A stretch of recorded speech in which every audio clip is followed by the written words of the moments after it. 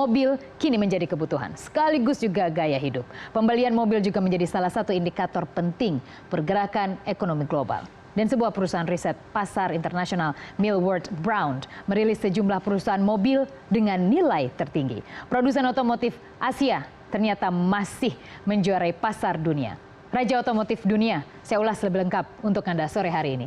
Kita lihat terlebih dahulu untuk data, ini adalah terkait yang pertama sekali. Siapa yang berada pada posisi pertama? Kita langsung saja, saya tidak suka membuat orang penasaran, langsung saja di posisi pertama, Toyota.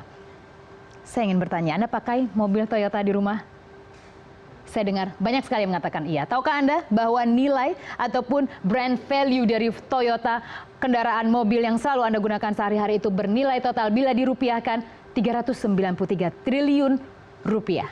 Ratusan triliun rupiah. Pasar Toyota ataupun nilai Toyota secara global. Dan angka ini mengalami kenaikan memang sekitar 2% dibandingkan periode yang sama tahun lalu. Dan perolehan Toyota ini merupakan hasil dari upaya mereka untuk melakukan sebuah penekanan pada peningkatan pengalaman pelanggan dan juga dengan konsisten juga Toyota untuk menaikkan patokan nilai yang memang mereka ingin targetkan, yang mereka ingin miliki. Jadi mereka selalu optimistis, mereka selalu memiliki target yang harus mereka mampu lampaui. Dan Toyota juga adalah merek yang sangat dihargai karena kata kuncinya apabila Anda bermain di menghasilkan produk adalah baik.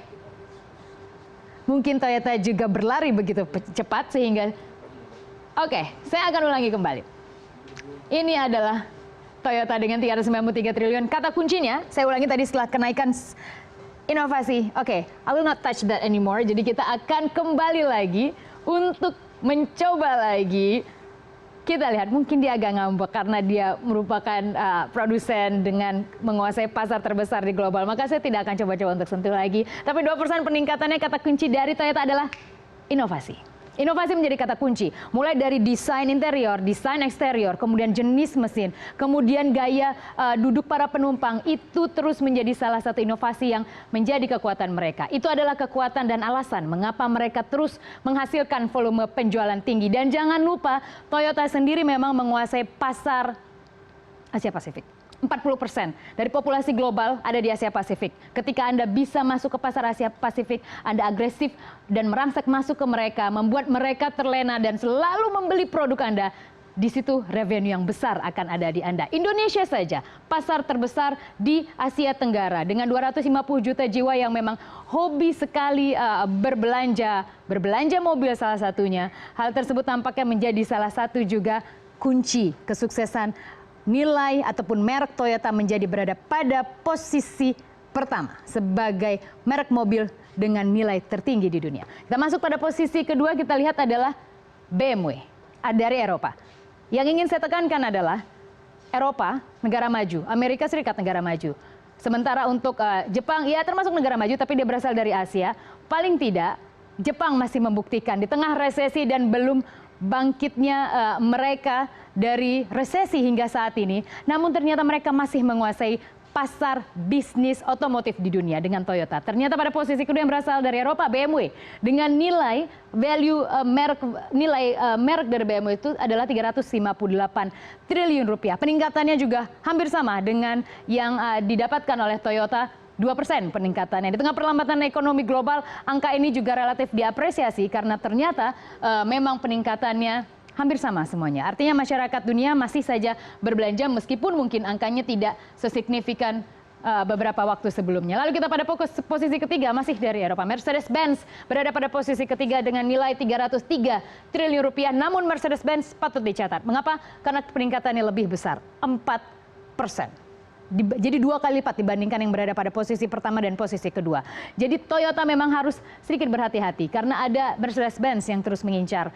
Sementara kita lihat untuk BMW juga tadi juga harus berhati-hati karena meskipun berada pada posisi kedua, namun Mercedes-Benz masih saja mencatatkan pertumbuhan paling tinggi 4%. Sementara Honda dari Jepang. Jadi memang ya ada yang menarik dari produsen otomotif dari Jepang. Kita lihat apabila Toyota berhasil meraih pada posisi pertama dengan peningkatan 1% dengan nilai mereknya paling fantastis di seluruh dunia. Namun ternyata rekan satu negaranya yaitu Honda memang masih berada pada posisi keempat. Tapi kita lihat mengalami penurunan 1%. Something is going wrong di sini. Kenapa?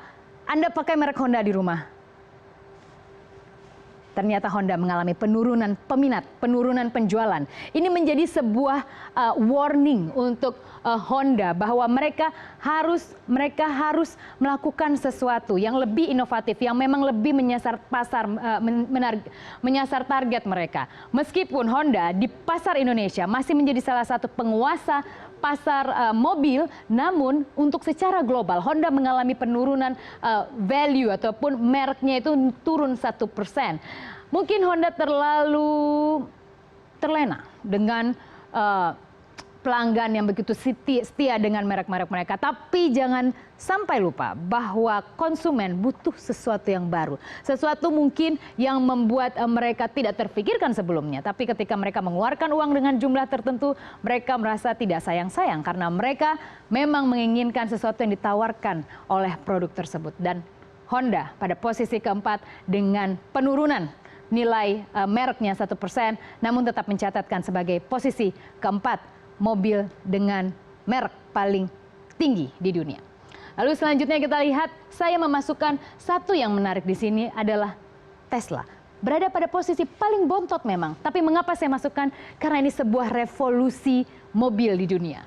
Karena Tesla mengusung mobil listrik. Ini menjadi, dan dia satu-satunya produsen mobil yang mengusung listrik sebagai bahan bakar yang masuk sebagai produsen ataupun merek mobil paling tinggi di dunia. Meskipun angkanya sangat jauh sekali dibandingkan tadi 300-an triliun rupiah bila kita konversi ke rupiah tadi nilai Toyota, kemudian Mercedes-Benz, BMW. Tapi ingat, Tesla bisa jadi menjadi mobil masa depan, akan menjawab kebutuhan masyarakat di dunia karena bisa jadi menjadi salah satu pionir revolusi penggunaan mobil di dunia. Ketika ada sebuah revolusi, biasanya akan ada sebuah rasa keingintahuan oleh masyarakat di dunia. Ketika mereka tidak terlalu membutuhkan bahan bakar minyak sebagai bahan bakar mobil ataupun kendaraan mereka, mungkin mereka bisa mencoba Tesla. Seperti apa mobil listrik bekerja, seperti apa enaknya naik di atas mobil listrik. Sehingga lambat laun nanti akan ditemukan juga simulasi mungkin. Tesla tidak akan terlalu mahal lagi dijual ketika mereka bisa menemukan simulasi-simulasi baru. Sehingga tidak hanya menjajal segmen pasar tertentu, tapi juga masuk ke pasar segmen menengah yang secara demografi di dunia juga merupakan salah satu penggerak ekonomi global. Yang pasti Tesla masuk satu-satunya dengan mobil yang mengusung listrik sebagai bahan bakar dengan nilai 59 triliun rupiah. Masih sangat jauh, tapi paling tidak ini menjadi sebuah perubahan dalam waktu singkat. Dan saya ingin menyampaikan ini, porsi nilai mobil berdasarkan produksi. Ada yang menarik dalam survei kali ini. Bagaimana pada tahun, ini adalah tren tahun 2006 hingga tahun 2016. Pada tahun 2006, artinya ada rentang waktu 10 tahun di sini. Ada 10 tahun rentangnya di sini. Dan kita lihat pada tahun 2006, mayoritas masyarakat akan lebih memilih mobil massal. 64%. Hanya 36% yang memilih mobil mewah atau mobil lux dengan harga yang mahal. Tapi ingat, 10 tahun kemudian ternyata sudah berubah. Masyarakat lebih membutuhkan sesuatu yang personal. Jadi mereka tampaknya dengan pertumbuhan pendapatan mayoritas masyarakat global membuat mereka lebih memilih mobil dengan identitas kemewahan. Jadi 48% mengalami penurunan untuk mobil massal. Ini menjadi salah satu clue, menjadi salah satu kata kunci untuk produsen. Ciptakanlah produk-produk yang menyentuh langsung karakter-karakter pelanggan Anda, konsumen Anda.